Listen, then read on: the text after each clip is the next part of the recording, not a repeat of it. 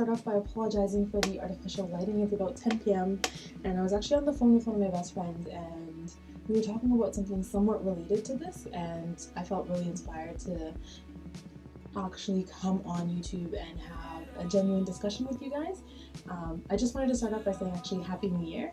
Happy 2015. I hope you guys had a Merry Christmas, and I hope you guys enjoyed your New Year celebrations. I hope all of that went well. The new year for me is a time, it's a change in your life, and like any other change in your life, it's an opportunity to create positive change and to mold yourself into the person that you want to be. And the person that I want to be in 2015 is someone who is more confident, someone who is more in love with herself, and someone who can stand firmly in her own beliefs and not feel inadequate or incapable in facing challenges. And I know it's huge, but it's this journey that I've already been on for the past maybe year and a half, or I guess I've been consciously aware of for the past year or so. This is my first year of university. This is my first time living on my own. I'm being faced with a lot of different situations that I would have not been in and I have never been in high school. So it's definitely a time where my sense of self is really being developed. And obviously when I'm speaking to you guys, I'm preaching to myself here as well, but here are some of the things that I've learned in the past year and that I want to continue applying in the next year to kind of just, be genuine and be myself. Who you hang out with plays such a huge role in who you are and how you view the world. So surrounding yourself with positive people who uplift you, people who, have goals, people who want to make something out of themselves and want you to be up there with them as well. So in the first semester, I definitely think that I did not do a good job of doing this. I surrounded myself with people who were not like me at all, and they weren't the most positive or encouraging people, and a lot of times I felt really down because I would, realize that these aren't the kind of people I want to be with, but I was too scared to make friends outside of that group. But nearing the end of the semester, I feel like I really pushed myself to kind of just stop surrounding myself with these kinds of people. I have the power to just be like, no, I don't want to hang out with you, and hang out with other people. At university, there have been a lot of opportunities for me to meet people in clubs and meet people in my classes, and just there's so many opportunities to meet friends. So one of the things I want to do this semester is to really push myself to take up those opportunities. For example, I joined the African Student Association, which was really great. I met some really cool people through that, and I joined a student fellowship program here on campus, which is also a really great opportunity for me to meet people who are going to encourage me and assist me in becoming, that better person that I wanted to be. Speaking life, there's this Bible quote or this verse that says, the tongue has the power of life and death, so speak life.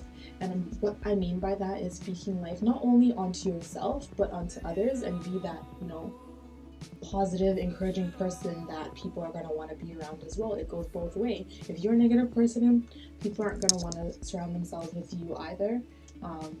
And you also have to be that person who encourages yourself and, uplifts yourself, and by doing that, you're building your own confidence, and people are going to see that, and they're going to want to surround themselves with people who are also confident. And what I mean by that also is, like, I think in our society, we, as women in our society, we can find so many flaws with ourselves. Looking in the mirror and I can list like 30 different flaws in myself. I don't like this, I don't like that, I don't like that. But when I allocate my efforts in putting myself down, like, that's just a waste of my time, really, because then I just feel more inadequate than I did before. But if I allocate my effort to finding things that I find beautiful about myself, that uplifts myself, that changes my perspective and it changes my day. And so I challenge you guys to wake up in the morning every morning and find 3 things that you love about yourself, and just tell yourself, today you are beautiful. Even if you're not having the best day, just, wow, you're beautiful, you are strong, you are capable of doing this.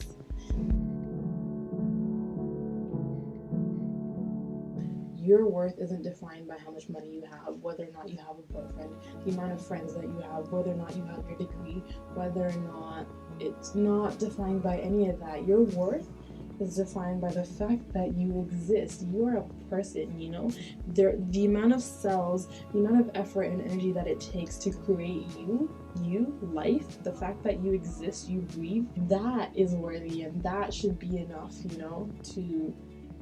to feel good about yourself. You exist. Like, oh my goodness. Here's a story that I have actually want to tell you guys. And in first semester, I met these people who were extremely wealthy. They were international students, and international students tend to be the wealthiest of their countries. And they would often make remarks about how rich they were in comparison to me, and it made me feel really low about myself. And I was like, hey, I'm not less of a person because I don't have, a Lamborghini at home. That doesn't make me any less of a person. I'm here just like you, so I'm not any less worthy of your time. I'm not any less worthy of the school than you are. You cannot measure your worth. It's a waste of your time to try to measure your worth. You exist, and that is beautiful. And that is amazing, and that's something that we should all appreciate more and celebrate more. This is something I do a lot, and it's go through Facebook and I see all these people's pictures, and they're having the time of their lives. They're taking pictures, with their friends, they're going out, they're taking pictures of all these things they're buying, and I'm just like, wow, I really wish I could be like that. And there's so many times where I'd be like, wow, look at how much she has and look how much I don't have. And it would make me feel so low and so, just so bad about myself. And then I realized, you post the best of your life on Facebook. Obviously, you're not going to post of the hard times that you're going through. You're not going to post that purse that you just bought actually made it so that you can't pay your rent. People aren't going to post that they're having problems in their relationship. They're not going to post that they're struggling at school. People tend to hide those things and only reveal the best of themselves to us.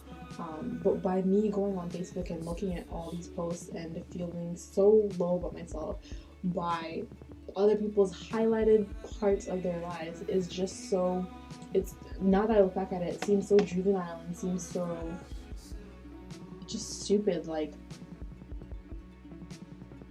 I'm comparing myself to this edited, airbrushed version of these people.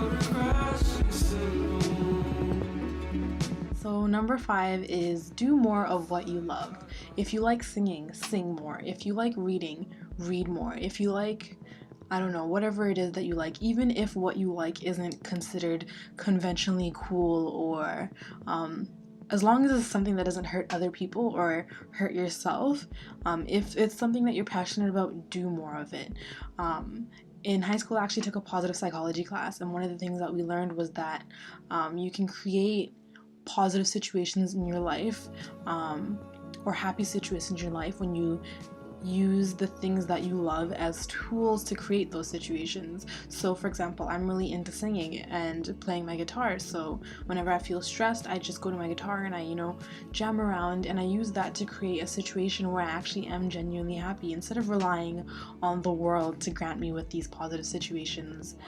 I think sometimes we really neglect to do things for ourselves because we get so caught up and so busy in our lives. I know exactly what it feels like to get so busy with school or work or whatever that I neglect myself, and I know that really does have a really negative impact on my life, and we can all create more time to have for ourselves, even if it's just 5 minutes of reading a book on your way to work, or on the SkyTrain to school or whatever. Just make a conscious effort to prioritize your happiness. I want to thank you guys for watching my videos. Thank you guys for your support. Thank you guys for subscribing and sharing my videos and leaving such nice comments.